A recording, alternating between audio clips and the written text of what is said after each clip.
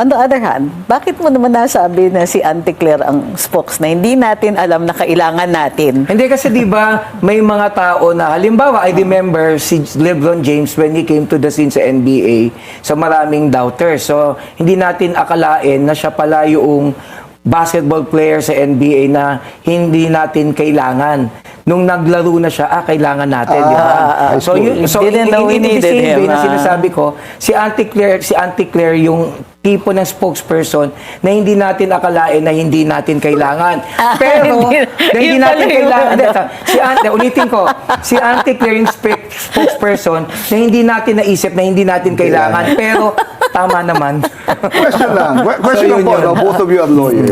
15 below, yun ang exemption. Talagang ayaw pa kabalaan. Ayaw. Hindi kong nani yung issue. Do you agree that 15 is below 16? Actually, yun nga yung naging problema ni Auntie Claire, ano? Nagpatawag lang siya ng press call para linawin niya na yung above 15 ay below 16. Tama naman. Yun lang ang sinabi. Tama naman. Tama naman, Yun ang dahilan ko ba't hindi natin siya kailangan, di ba? Yun na nga yung point doon eh. Ba't kailangan mo pa kasi magpatawag ng ganoon?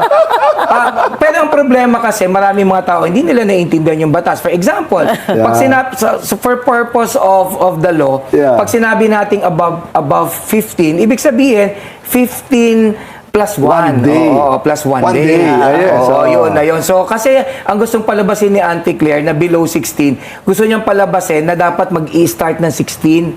Yung determination of whether or not the issue on discretion is applicable. Actually, muntik na ako Pero nagkamali hindi. dyan. Kasi yung wording sa batas is up to 15. Up to 15. So, 12, over 12, up to 15. So, yung absolute na walang criminal Kriminalidad, liability. Yung statement nyo na parang masaya ngayon si Senator Joel Villanueva kasi tinanggap na niya si JC bilang tagapagligtas niya. What do you mean by this? Hindi kasi hindi ba Pastor yun, Hindi kasi diba may biblical quote na kapag tinanggap mo si Jesus bilang Panginoon at sariling tagapagligtas, ikaw ay bagong nilalang na. Okay. Ang luma ay wala na at ikaw ay bago. Bago na, okay. Oo, so ginawa ko lang joke na sa kaso ni Joel Villanueva, Tatawa lang ito. kapag tinanggap mo si Jesus Crispin, JC, bilang sariling tagapagligtas, ikaw ay bagong nilalang, hindi ba?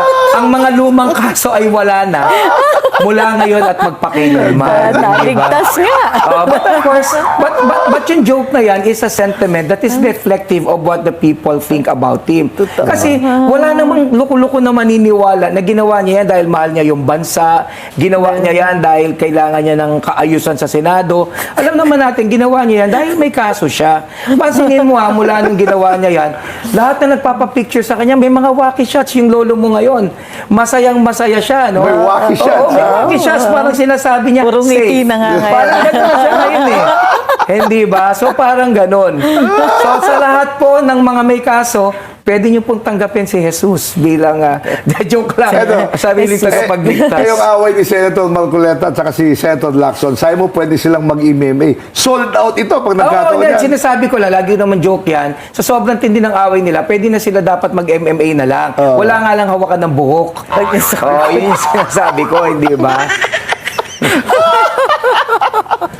Yung comment niya naman dun sa post na kinukumpara si Congresswoman Luisto at si Senator Miriam Santiago. Ako kasi medyo nasaktan ako doon dahil matagal kong naging boss si Senator Miriam, no? Sobrang bilib na bilib ako sa ale. Hindi ko naman minamaliit si Congresswoman Luistro, pero sinasabi ko lang, that's too soon for us to compare her kay Senator Miriam. Kasi pag tingnan mo, tingnan mo, tail of the tape for example.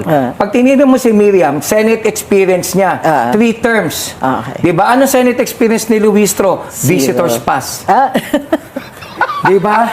Visitor's pass. So, doon pa lang makikita mo na merong difference eh. So, bakit mo sasabihin, until she becomes a senator, hindi yan pwedeng pagkumparahin. Sorry, kung gumagalaw man yung aming video, kasi pati yung mga kasama Kasi namin sa pati studio, yung nagtatawanan na. Diba? Totoo naman eh. Eto, masipag daw mag-post sa FB si Senator Cayetano, ang term nga, mag-live selling. Okay. Pero wala man lang congratulatory message kay Senator Win Gatchalian. Hindi man lang niya kinumusta. Hindi kasi ang naging problema kasi, syempre, masama ang loob ni Win Gatchalian kasi gusto naman niya makadinig ng congratulations. Oo. Okay. Kaya lang, syempre, si Peter, baka Peter naman ako, diba?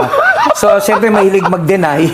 So, he is in denial na ang presidente na si Win Gatchalian. Totoo naman, di ba?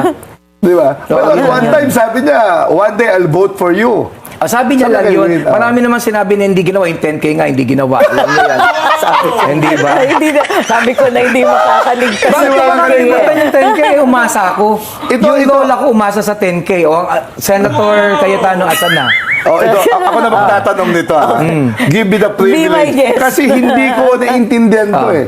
Bakit niyo po nasabi na kapag si Senator Erwin Tulfo ay nasa Senate floor, expect a robust debate?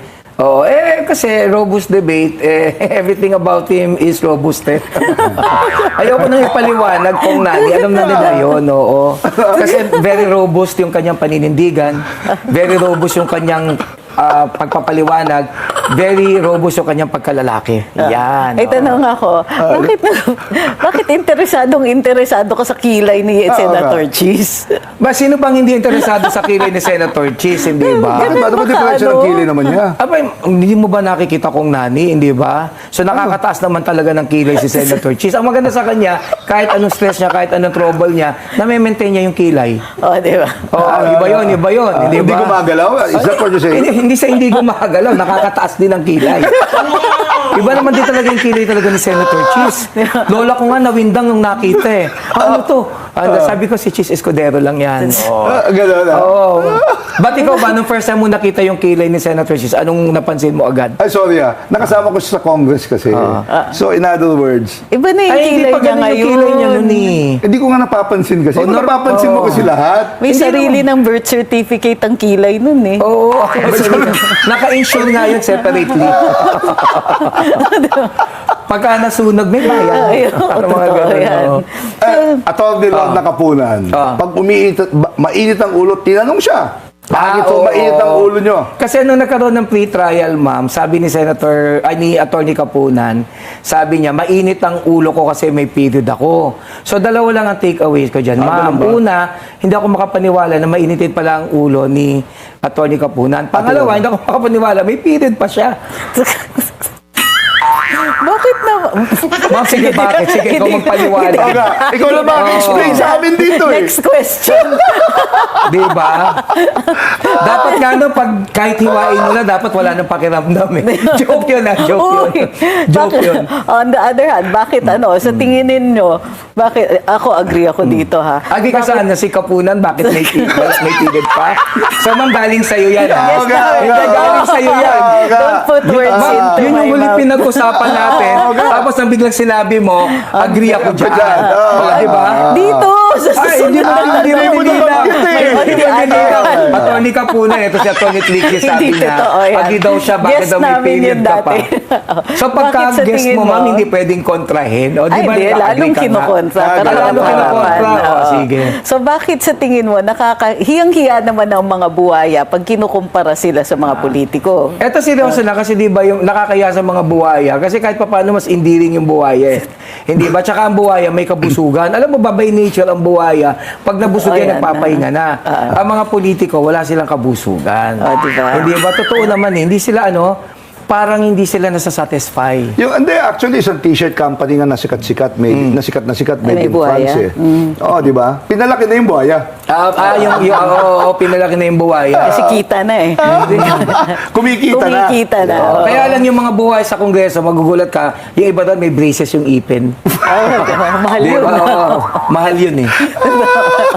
Ano naman masasabi mo sa mga nag-ad hominem pagkatapos sasabihin with due respect? And then, sinasabi ko lang, ugaling Pilipino yan, hindi ba? Pagka nagsabi na with due respect, tsaka katitirahin, hindi ba? With all due respect. With all due respect, tapos mag-a-ad hominem. Oo. Guwapo ka eh. Oo, ganun ang ginagawa Ah, nila. So, that's basically what I mean by that. May mga marami